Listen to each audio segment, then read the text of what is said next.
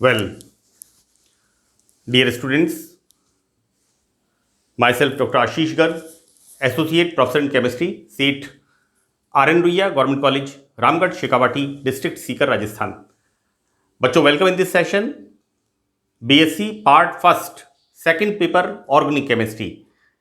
हमने topic start किया हुआ है एल्काइल एंड एराइल हैलाइड्स. बच्चों, 17th पार्ट में हमने try halogen derivative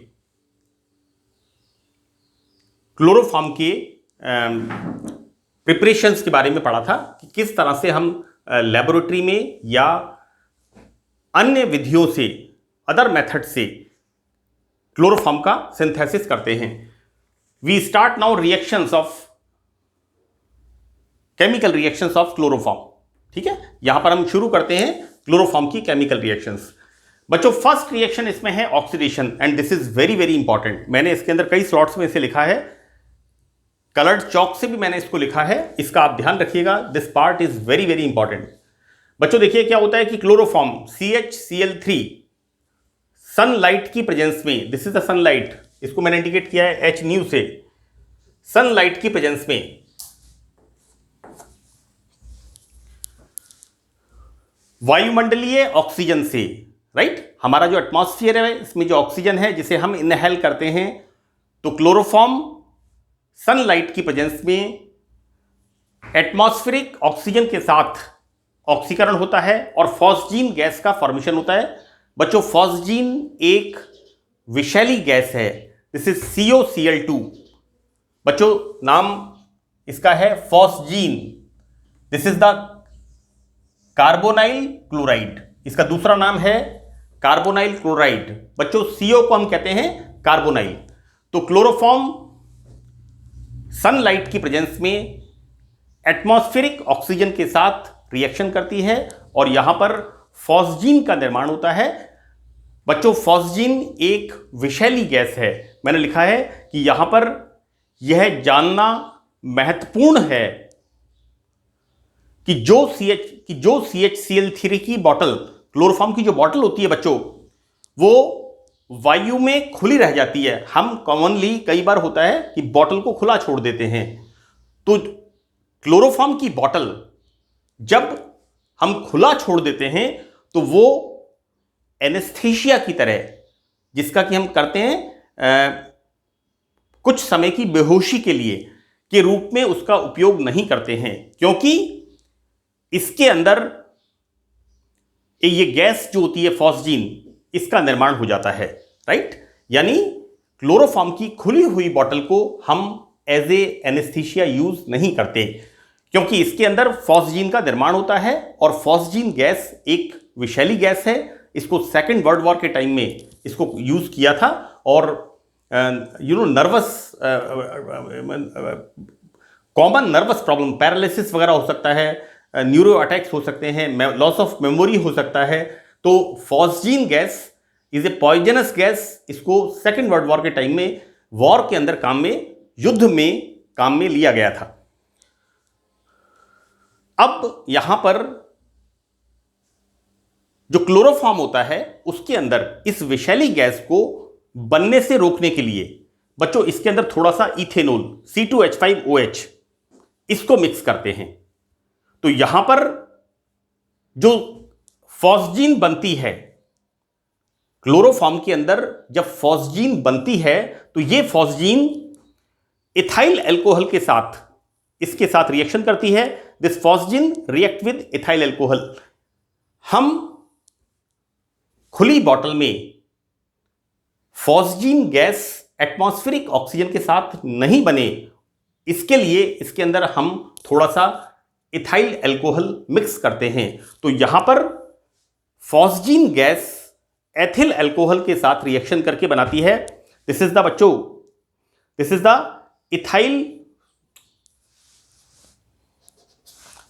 ethyl carbonate, right, C2H5CO3, ये इथाइल कार्बोनेट. और ये इथाइल कार्बोनेट होता है नॉन पॉइजनस. इथाइल कार्बोनेट जहरीला नहीं होता है. मैंने यहां पर लिखा है बच्चों, देखिए कि विषैला नहीं होता है। एनीवे, मैं इसको एक बार फिर समरी कर रहा हूं कि जो खुली हुई बॉटल होती है क्लोरोफॉर्म की, उसको हम एज ए एनेस्थीसिया यूज नहीं करते, क्योंकि खुली बॉटल एटमॉस्फेरिक ऑक्सीजन के साथ सनलाइट की प्रेजेंस में, बच्चों थोड़ी सी भी सनलाइट होती है, रिएक्शन हो जाती है, एक विषैली गैस फॉस्जीन का निर्माण होता है, COCl2। इस गैस को बनने से रोकने के लिए क्या करते हैं, इसमें थोड़ा सा इथाइल अल्कोहल मिला देते हैं।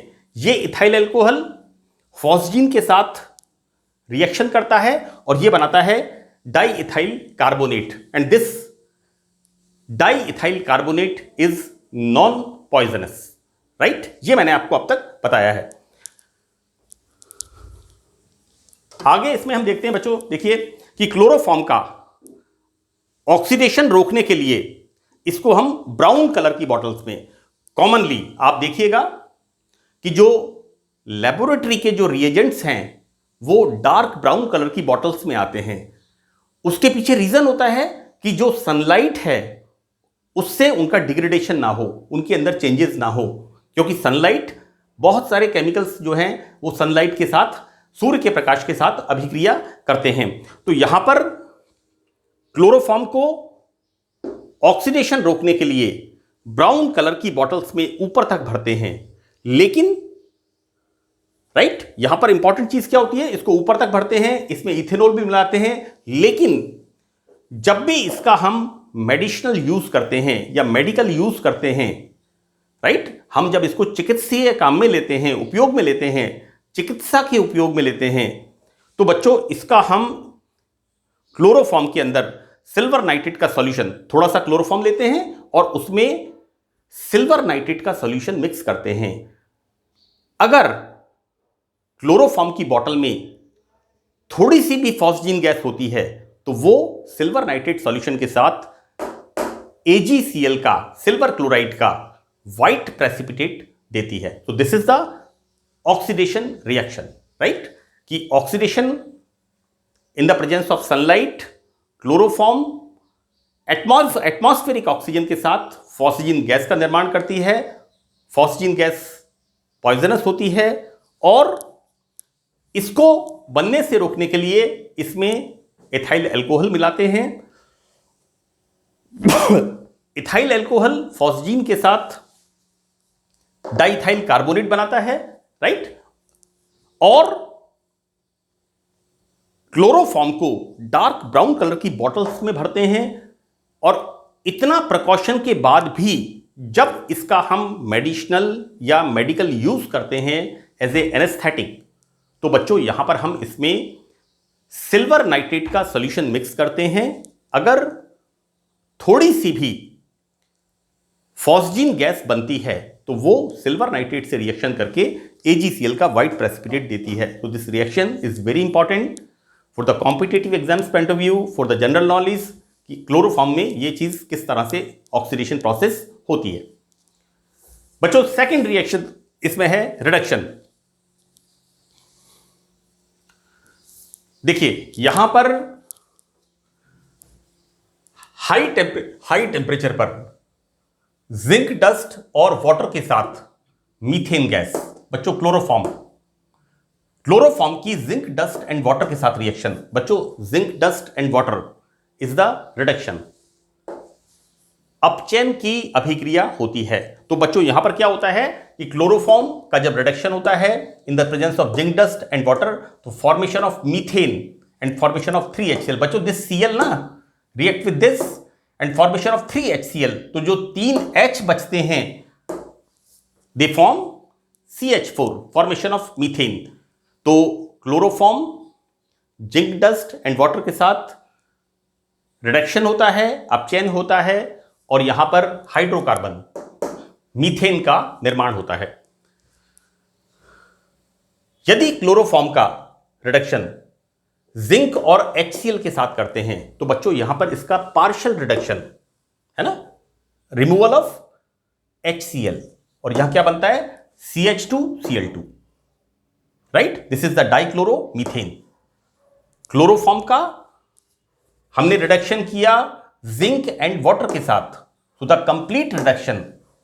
लेकिन यदि हम जिंक एंड HCl यूज करते हैं देन आंशिक अपचयन होता क्या है chloroform, it forms CH2Cl2 and formation of HCl। This is the methylene dichloride और डाइक्लोरोमीथेन।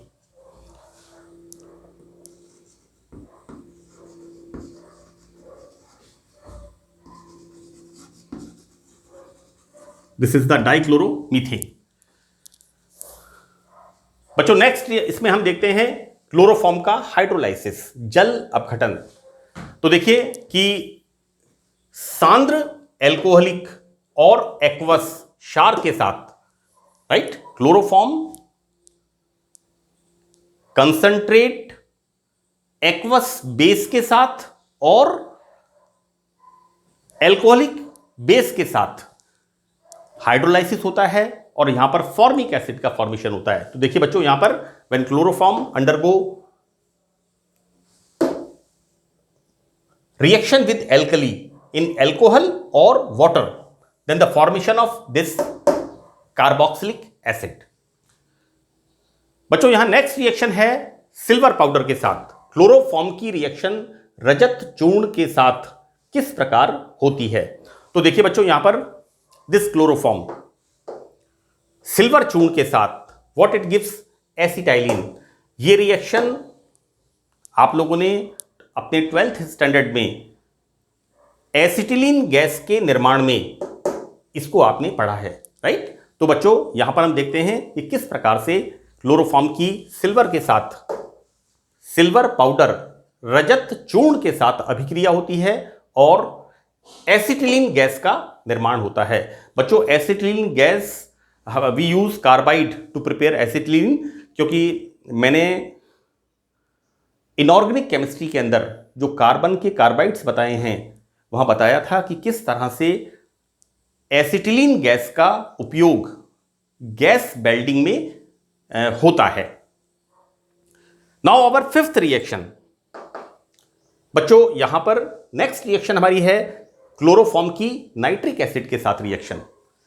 देखिए यहां पर इंपॉर्टेंट चीज क्या है, CHCl3 है ना। तो यहां पर होता क्या है कि यहां पर ये hydrogen this is replace by NO2 group. देखिए यहां क्लोरोफॉर्म नाइट्रिक एसिड के साथ रिएक्शन करता है and the formation of chloropicrin. बच्चों chloropicrin again like phosgene is a very poisonous।